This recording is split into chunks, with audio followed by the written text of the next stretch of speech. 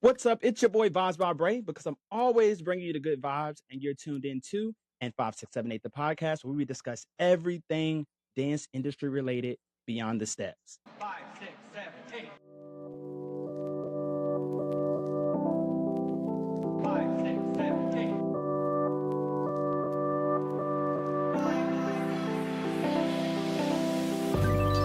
You're tuned into in 5678 the podcast with Vibes by Bray, only on YouTube, broadcasted by Riverside.fm. On today's episode, we sit down with dancer, choreographer, and creative director Adia Joi, also known as AJ. All right. Well, AJ, first and foremost, I want to thank you for even agreeing to sit down and have this discussion today. I definitely had to get you on because from being in Atlanta and meeting you, I feel like you have a lot to share, especially because I feel like I've seen your journey from the first time I met you to where you are now. And it's just been absolutely amazing. So I wanted to bring you on and be able to talk about, what you got going on. Thank you so much. I'm so No problem. excited to be on your show. This is a first for me, so I'm nervous, but bear with me. It's cool. You good. You good. All right. So can you just give us a brief introduction about yourself? Yeah. Okay. So if you don't know me, my name is Adia Joy, or you can call me AJ. That's what some people call me. I grew up in Atlanta, Georgia. I actually just started dancing around like 18, 19 years old. I'm 27 now. I started out in competitive cheerleading, and I did like a little bit of dance. Like my mom had me in like ballet and stuff when I was like 3 and 4, but that was about it. Um, what really got me into dance, really, I started watching ABDC. I don't know if you remember that, America's Best Dance Yes. Crew. Yeah, I started watching America's Best Dance Crew and Eight Flavors. Their crew is what really got me into it because I was still a kid, so I didn't really know where to get involved in something like that. I just knew I saw them, and then I would be on YouTube and I would always see Sean Bankhead's choreo. Like he had Mm. this thing called the Bad Girls Club back in the day, and then he also not Sean but Eight Flavors. They were also in like a lot of the like kid groups in LA and stuff like that. So I was like, I wonder if there's something like that in Atlanta because I needed like I want to do this too, but I don't live in LA. So, Mm. and then all of a sudden there was this show that came on TV. It was based at Dance 401 called Dance Kids ATL, and I Okay. was like, oh snap, okay, I We can do go have visit something like this. that. You know what Yeah. I'm saying? I was like, we got a studio here. Okay, cool. You know what I'm saying? Let me go out here and check this out. So my mom, it actually happened very just kind of organically. My mom just happened to, I don't know if she just happened to be in the area that Dance 411 was in or something like that. And she was telling me that they had like an intern program and stuff like that that I could do. So she introduced me to the director of the program, which was Samara Michelle. And yeah, I started teaching at summer camp and it just kind of been going from there. Okay. So Now, yeah. so you said that you started off doing competitive cheerleading. So Mhm. how did that differ from dance once you actually started getting into the actual choreography of it all? Yeah, honestly, it's not very different. It's Mhm. pretty similar. The only difference is I feel like um dance is a little bit more demanding because of scheduling and all of that stuff. Obviously, I was doing all of this as a child, so I was in practice maybe 3 to 4 times a week. As with dance, they always say if you really want a career, you should be in the studio about what they say, like 50 hours a week or something like Right. that. That's pretty much the whole week. So I don't. That's pretty much the main difference, really, as far as scheduling and stuff like that. But it's pretty much the same grit, like the coaches in cheer, especially if you had those kind of coaches. Yeah. They were pretty crazy. Very, very, very, very just um hard work driven. Um it was always just if you want to be the best, you have to work hard for it. I feel like I get a lot of just my um personal you got to keep just like I think I'm my own personal coach Mhm. just because of my experiences from cheer. You know what I'm saying? Like I feel like I push myself the way that I do because of how hard cheer was, and I wasn't on like the small levels where they just do like cartwheels and front walkovers. I was on level 5. That's it, the highest level you can go for cheer. So yeah, practices were were tough. We had a Marine as one of our training coaches for conditioning and all that stuff. So it was tough. Yeah, For so sure. I'm Yeah, I'm go ahead. pretty sure that going through that kind of process prepared you mentally for Mhm. what the hip hop dance industry is and can be. Yeah, very much. It build my thick skin for sure. Mm, I don't really get too emotional. Like if I was in rehearsal and a choreographer like was fussing or yelling at me or whatever or talking crazy, it doesn't really bother me just because like that's where I came from. Obviously, like we're human, so something's gonna bother you eventually. But like when it comes down to how hard you have to work, your long rehearsals, putting in the work and stuff like that, I think a lot of my cheer experience really prepped me for that. So I have to thank cheer for all of that for sure. no, that's real. So, what kind of training do you do in Atlanta, or have you done? Yeah, being that I started out late, I didn't really get the full like experience of being on like a competition team and Mm, like having just that hardcore technical training and stuff like that. I did do like about a year at Dance 401 on their company team, which at the time they called it company prep. Um, that was under JJ Crampton as the director. Other than that, I pretty much just did my training at Dance 401. From there, I did Group to Music's company for 2 years.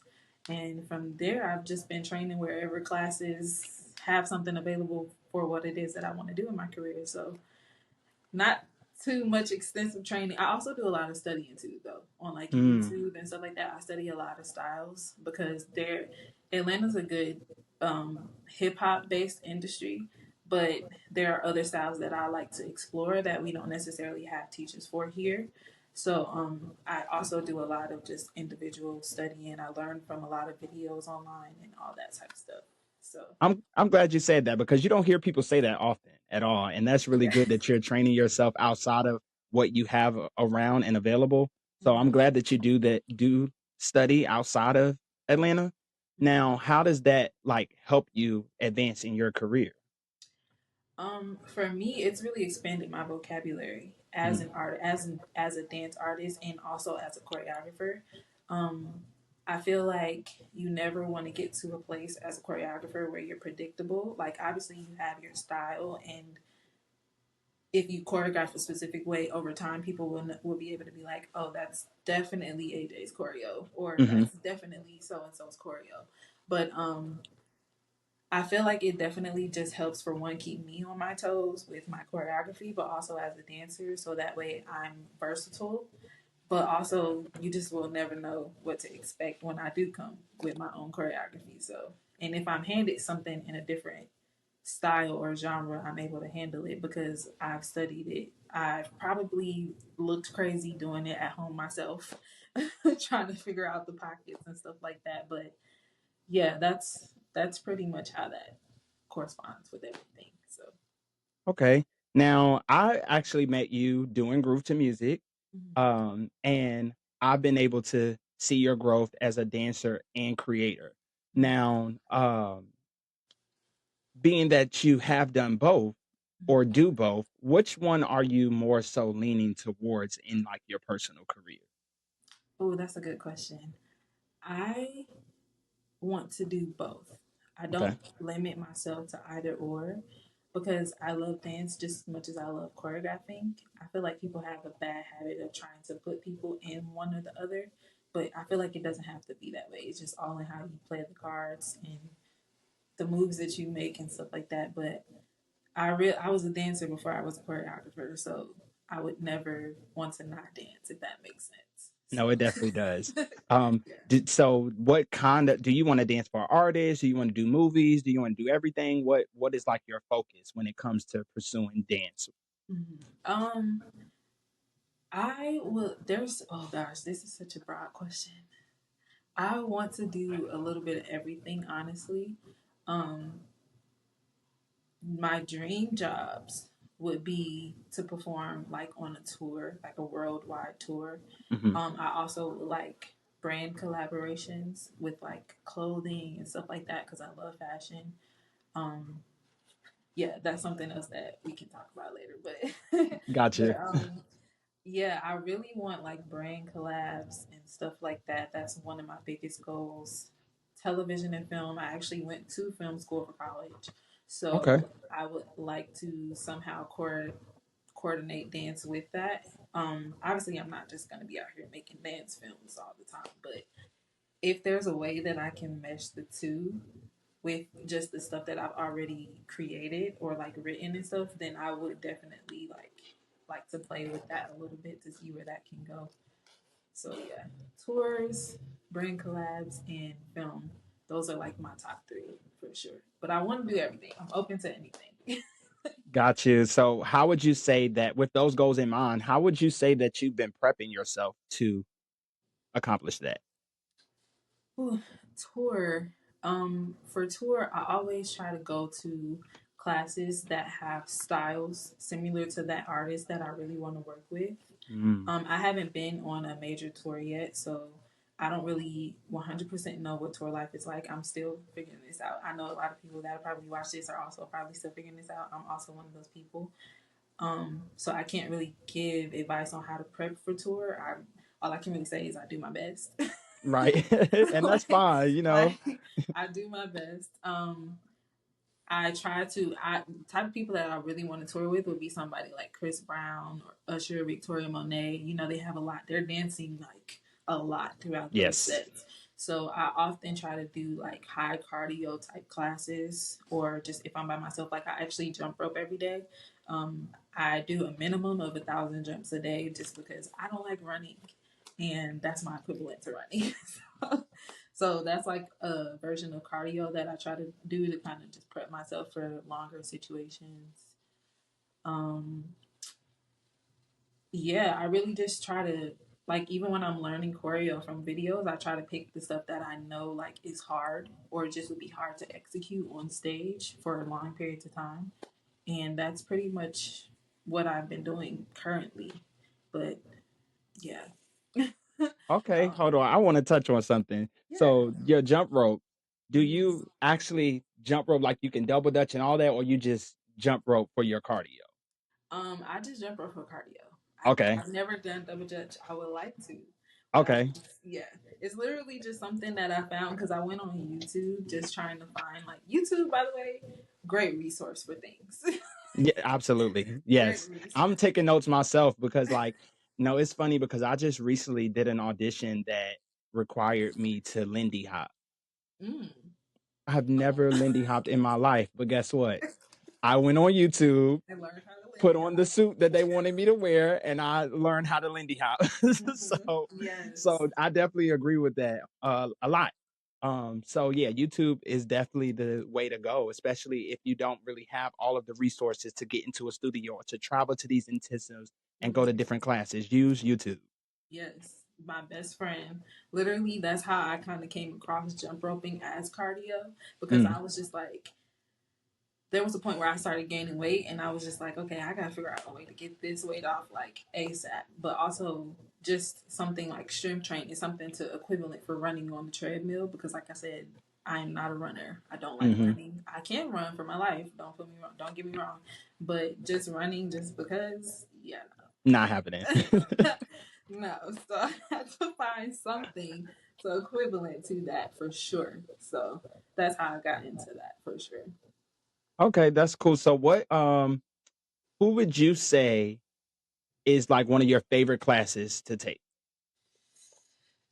I know you Ooh, probably have a lot, oh my but gosh. Um, Atlanta based, I think right now it'd be Brandon Jones. Um, I feel like his class is the most consistent that I'm able to take. That's close to what I want to do, like remotely close to what I want to do. Because you know he choreographs with people like Sierra.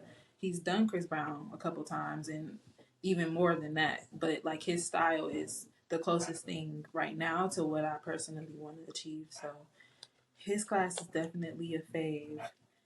Um, I've taken class from Deanna Mach. If you don't know who that is, she ran Modus for a few years. It started like during the pandemic and stuff like Hmm. that. Um, her Blues Free Ass, she's also another one of my faves. I haven't gotten to take her class yet, but I do learn a lot of her choreo at home. I did meet her one time though. Literally the sweetest person ever. Like, I wish everybody could just be that nice all the time. It's wonderful. But um, who else? Who teaches in Atlanta? Lord. Candace Brown. I love Candace Brown's class. She doesn't teach in Atlanta. She lives in New York, but I love Right. her class.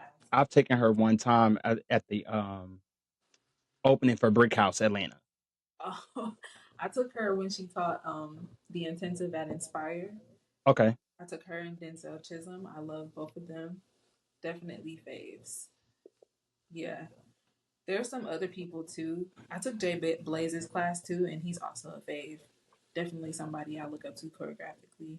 Um, yeah, that's all I can really think of off the top of my head as far as like just classes that thoroughly just every single time I take them, I'm like, this was great. Yeah. Oh, and Chris Lucky. I love Chris Lucky. Chris Oh Lucky's yeah, one of my favorites in Atlanta for sure. yes, for sure.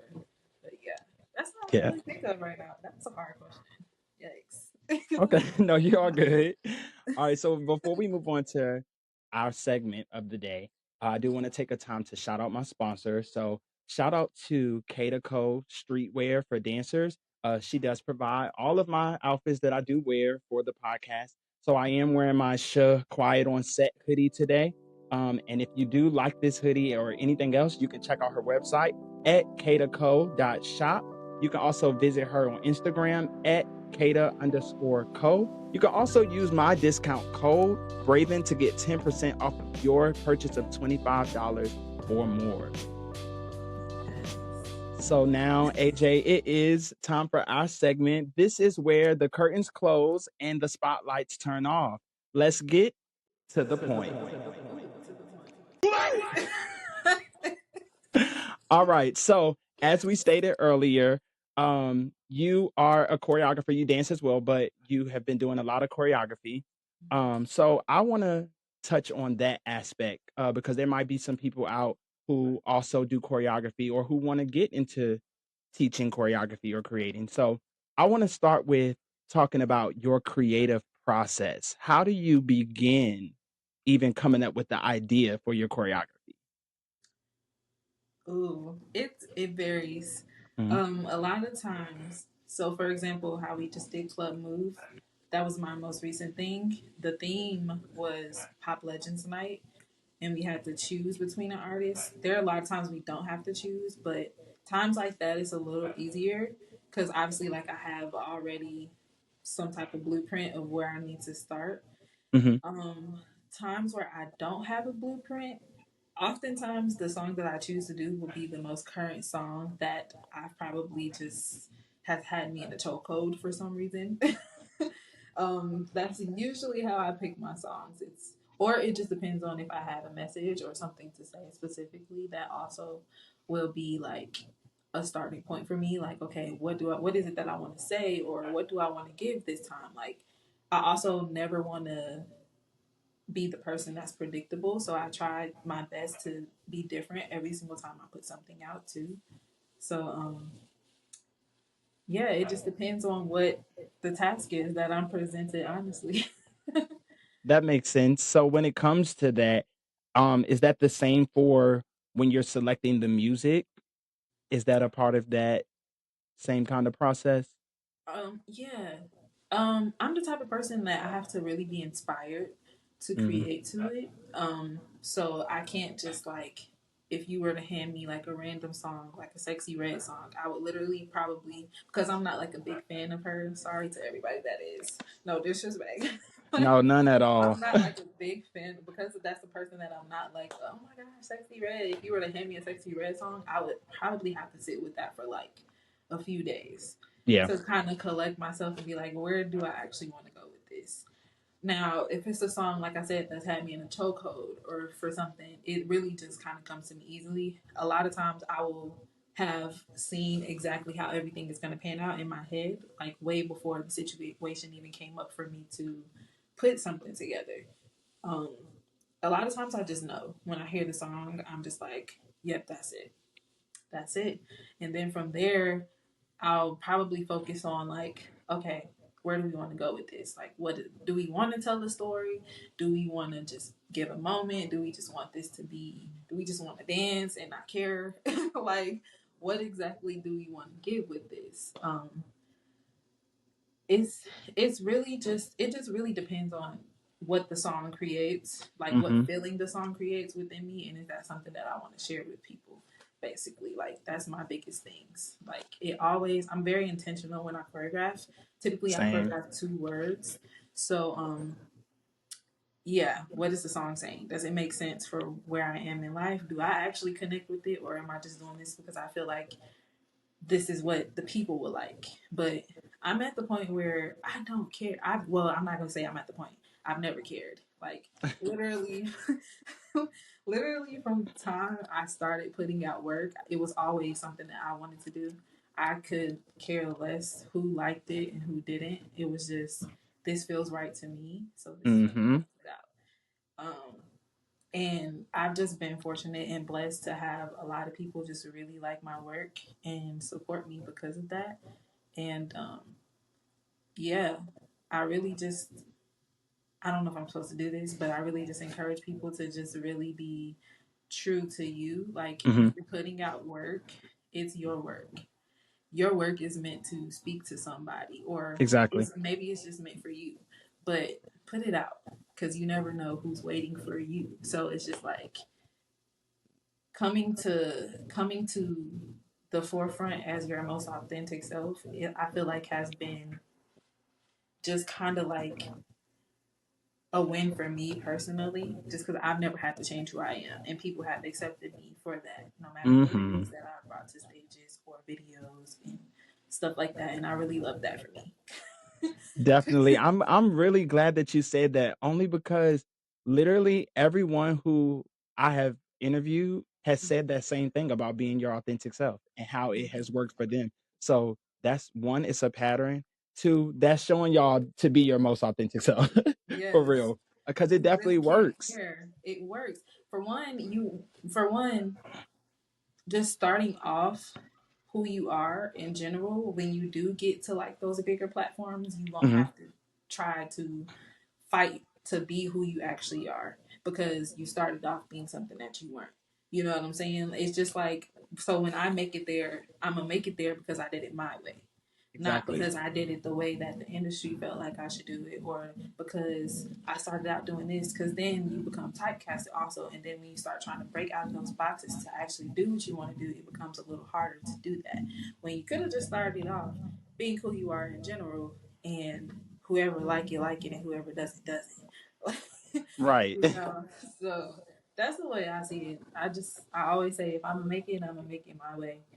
I'm not about to fold for nobody. I'm not about to kiss nobody, but I'm not doing any of that. Like I'm doing my way, and I'm gonna bring my people up. I'm not about to turn on my people when I get there because ultimately those were the ones that held me down through Hmm. all the dark days or just through all the times where it was a fight to get through. So yeah, that's my Yes. biggest Thank thing. you for that for sure. Yeah. So, in your creative journey, what has been your biggest challenge that you face when creating? Hmm. I think I'm my biggest critic.